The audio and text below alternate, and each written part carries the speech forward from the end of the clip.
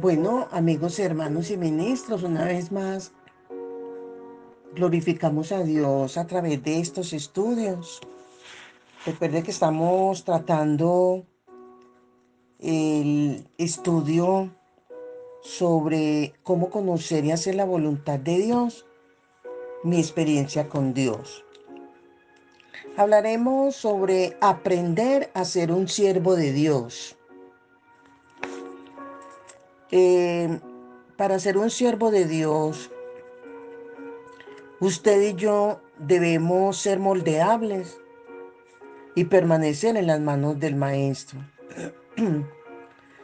Muchos pasajes de las Escrituras describen a Jesús como el siervo de Dios. Él vino como siervo a cumplir la voluntad de Dios para la redención de la humanidad. Esto es lo que el apóstol Pablo dijo en Filipenses capítulo 2, versículos 5 al 8. Dice de la siguiente manera: haya pues en vosotros este sentir que hubo también en Cristo Jesús, el cual, siendo en forma de Dios, no estimó el ser igual a Dios como cosa que aferrarse, sino que se despojó a sí mismo, tomando forma de siervo, hecho semejante a los hombres, y estando en la condición de hombre, se humilló a sí mismo, haciéndose obediente hasta la muerte y muerte de cruz. Al instruir a sus discípulos, Jesús, en cuanto a ser siervos, él describió su propio papel de siervo. En Mateo 20, del 26 al 28 dice: el que quiera hacerse grande entre vosotros será vuestro servidor, y el que quiera ser el primero entre vosotros será vuestro siervo. Como el Hijo del Hombre no vino para ser servido, sino para servir y para dar su vida en rescate por muchos. Jesús también nos habló en cuanto a nuestra relación con Él. En Juan 20:21, cuando dijo: como me envió el Padre, así también yo os envío. De manera que, basándonos en estos pasajes bíblicos y otros que sean familiares, pregunto: ¿cree que debe ser un siervo de Dios? ¿Usted cree que puede ser un siervo de Dios? La respuesta es corta: sí o no.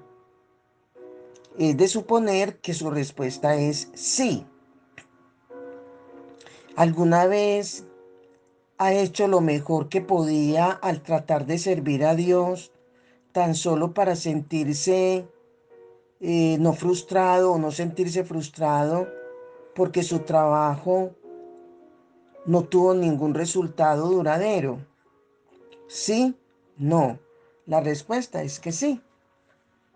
¿Qué es un siervo? Cada uno podría dar una respuesta secular o una definición secular, ¿verdad? O un significado secular. De manera que en sus propias palabras defina qué es un siervo. Yo podría, en este caso, dirigiendo este estudio, decir que un siervo es aquella persona que está siendo moldeada en las manos de Dios para hacer la voluntad. Una definición general, claro, bibliocéntrica. Pero, dando una definición corta, un siervo es el que sirve o atiende a algo, a alguien o a algo, a alguien o atiende a algo. Una definición secular. Pero bibliocéntricamente hablando, vuelvo a repetir, un siervo es aquella persona que está siendo moldeada en las manos de Dios para hacer la voluntad de Él. Hablando ya como el alfarero y el barro, eh, es su definición o la definición parecida a esta. Es un siervo, es alguien que sabe lo que su maestro quiere que haga y lo hace. El concepto común es alguien que va a su patrón y le pregunta: maestro, ¿qué quieres que haga? El maestro se lo dice y el siervo lo hace por su propia cuenta. Ese no es el concepto bíblico de un siervo. Usted no puede obtener del mundo una definición de una verdad bíblica. Debe obtenerla en términos de la escritura. Eh, un concepto personal de siervo también podría decir que es más como el del alfarero y el barro. Y para ello vamos a leer Jeremías capítulo 18, del 1 al 6, que dice: palabra de Jehová que vino a Jeremías diciendo: levántate y vete a casa del alfarero, y allí te haré oír mis palabras. Y descendí a la casa del alfarero, y he aquí que trabajaba sobre la rueda, y la vasija de barro que él hacía se echó a perder en su mano, y volvió y la hizo otra vasija, según le pareció mejor hacerla. Entonces vino a mí palabra de Jehová diciendo: ¿no podré yo hacer de vosotros como este alfarero, oh casa de Israel? Dice Jehová. He aquí que como el barro en la mano del alfarero, así sois vosotros en mi mano, oh casa de Israel. Con el barro tienen que ocurrir dos cosas. Primero, tiene que ser moldeado. El barro tiene que responder al alfarero para que éste haga el objeto que desea. Luego, el barro tiene que hacer algo más. Tiene que permanecer en las manos del alfarero. Cuando el alfarero ha terminado de moldearlo, el objeto por sí solo no puede hacer absolutamente nada, ¿verdad? Tiene que permanecer ¿dónde? En las manos del alfarero. Supóngase que el alfarero hizo una taza. La taza tiene que estar en manos del alfarero para que la use como desea. Esta es una perspectiva muy diferente a la del mundo. Cuando usted se acerca a Dios como siervo, el primero, tener en cuenta que o lo primero o lo que Él quiere que le permita moldearlo, Él quiere que le permita moldearlo y hacerlo un instrumento según su deseo, ¿verdad? Luego Él toma su vida y la pone donde Él quiere y obra mediante ella para lograr sus propósitos. Así como la taza no puede hacer nada por sí misma, así usted no tiene ninguna capacidad de cumplir los mandamientos de Dios, excepto estando donde Él quiere que esté. El siervo, amigos, hermanos y ministros, tiene que hacer dos cosas. Primero, ser moldeable. Y segundo, están en las manos del maestro, en este caso el alfarero. Entonces, el maestro puede usar ese instrumento según él desea. El siervo, por sí mismo, no puede hacer nada que sea valioso para el reino. Así lo dijo Jesús. No puede el Hijo hacer nada por sí mismo, según Juan 5:19. Y también dice: y separados de mí nada podéis hacer, según Juan 15:5.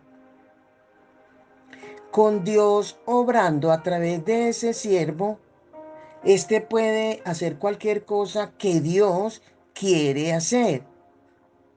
Vaya potencialidad ilimitada, ¿verdad? La servidumbre exige obediencia.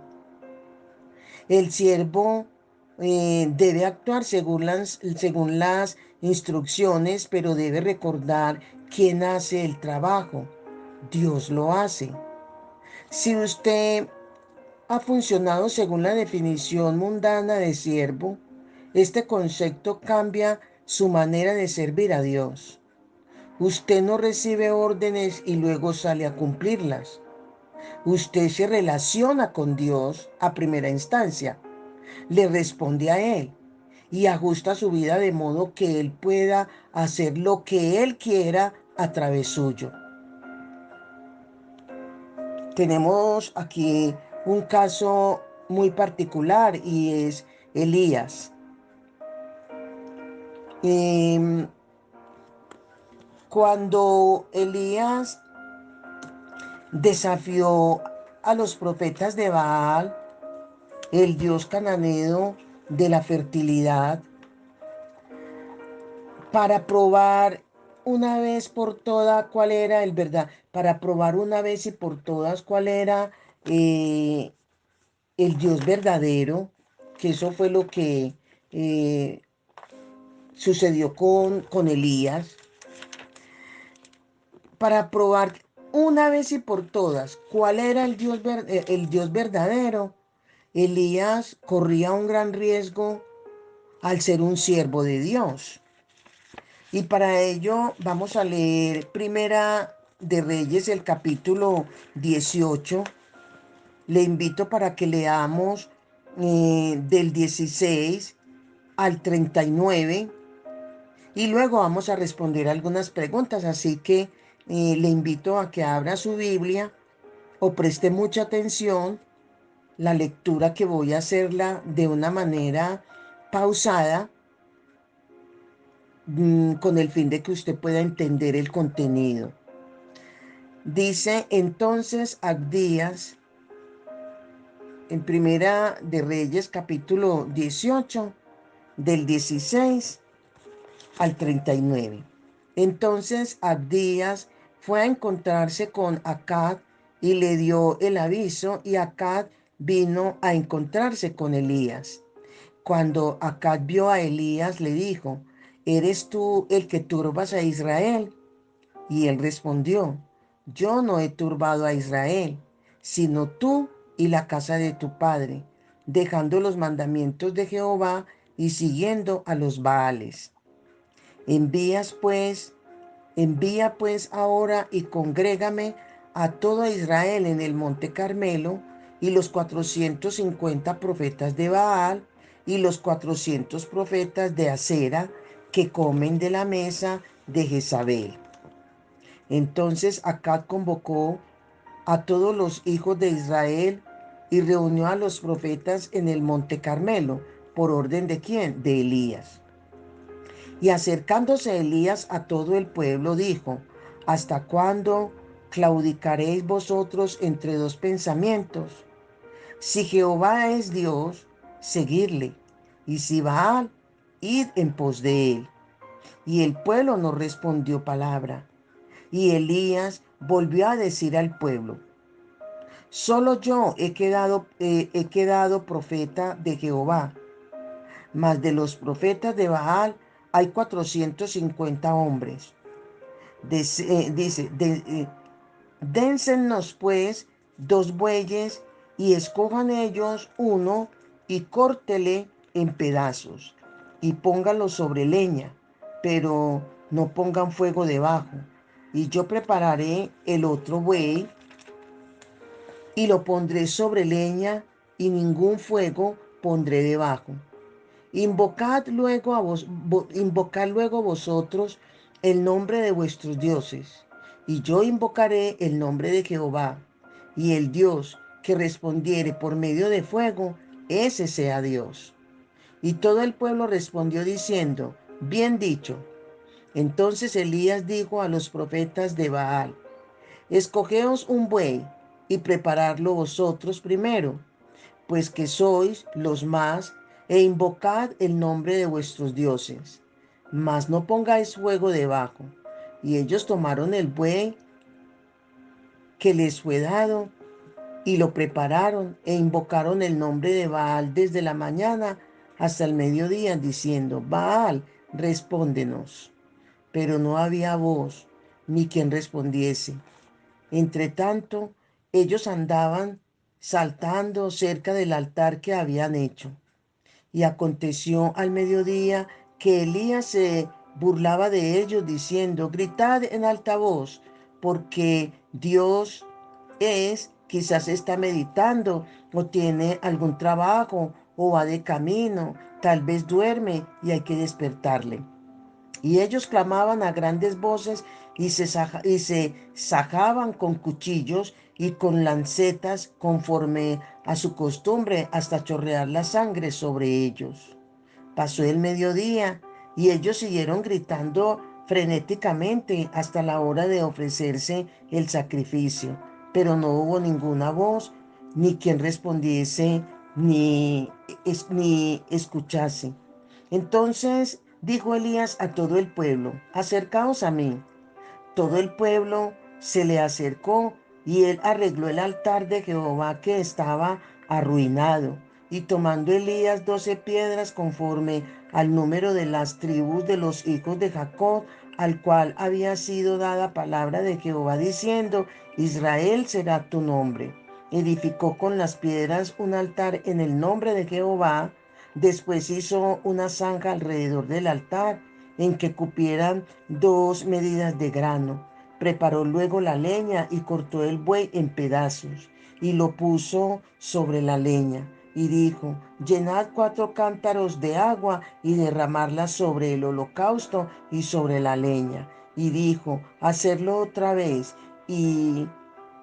Y otra vez lo hicieron. Dijo aún: hacerlo la tercera vez. Y lo hicieron la tercera vez. De manera que el agua corría alrededor del altar y también se había llenado de agua la zanja.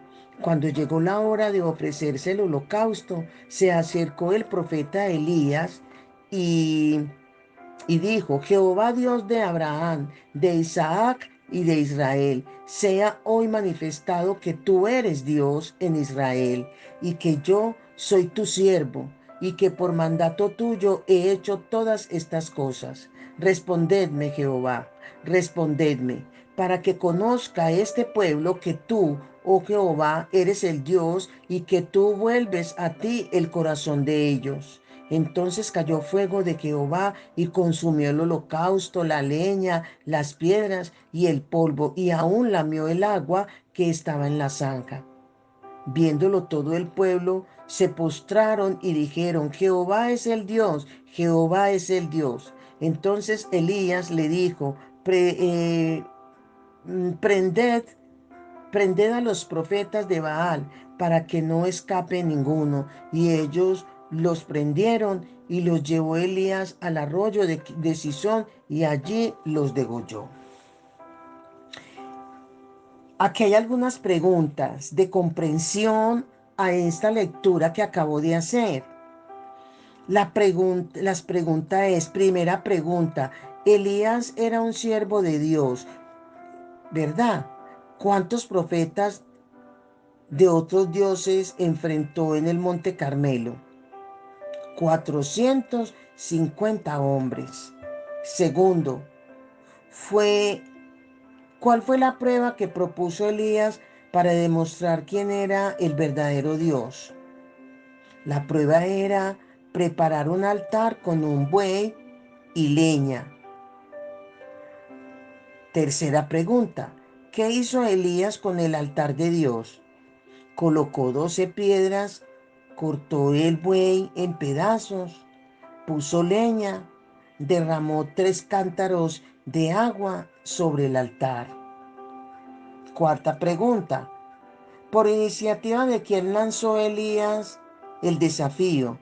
Por iniciativa de Dios, de Jehová. Quinto, ¿qué planeaba demostrar mediante esta experiencia? Que Jehová era el verdadero Dios. Sexta pregunta, ¿cómo respondió el pueblo? Se postraron y dijeron: Jehová es el Dios, Jehová es el Dios. Séptima pregunta, ¿estaba Dios obrando en este acontecimiento? Sí, porque es que Elías fue guiado como siervo por Dios a realizar esta experiencia y demostrar que Él era el verdadero Dios. Octava pregunta, ¿Cuál fue la tarea de Elías en este acontecimiento? La tarea fue recibir instrucciones y Dios obró a través de él. Entonces podemos decir y concluir aquí, haciendo un resumen a grosso modo de este pasaje, que Elías era 1 contra 450 hombres. Si Dios no hubiera demostrado su obra mediante el fuego que consumió el holocausto y el altar, conforme Elías había dicho, el profeta hubiera fracasado rotundamente. De seguro le hubiera costado la vida. Elías arregló el altar del Señor. Tenía que estar con Dios y hacer todo lo que él ordenaba. Estaba actuando por mandato de Dios y no por iniciativa propia. Fue donde Dios le dijo, cuando Dios le dijo e hizo, aquí fue donde Dios le dijo, cuando Dios le dijo, y así hizo lo que Dios le dijo que hiciera. Entonces mire que aquí hay tres cosas muy importantes. Él hizo, aquí podemos decir que él estaba actuando por mandato de Dios. Fue donde Dios le dijo que se iba a hacer ese trabajo. Y fue cuando Dios le dijo e hizo lo que Dios quería que hiciera. Entonces, aquí Dios realizó sus propósitos mediante el profeta. Elías quería que la gente identificara al Señor como el verdadero Dios. Esa fue exactamente la respuesta del pueblo. ¿Fue Elías o Dios quien hizo descender fuego del cielo? Fue Dios. ¿Qué hizo Elías? Obedeció. Elías no tenía ningún poder para hacer lo que Dios iba a hacer. Valga la repetición. Cuando Dios hizo algo que solo Él podía hacer, toda la gente reconoció que Él era el verdadero Dios. Dios lo hizo a través de su siervo que lo obedeció. Amén. En el próximo estudio continuaremos el tema de aprender a ser un siervo de Dios y vamos a tener un tiempo para reflexionar. Bendiciones, bendiciones.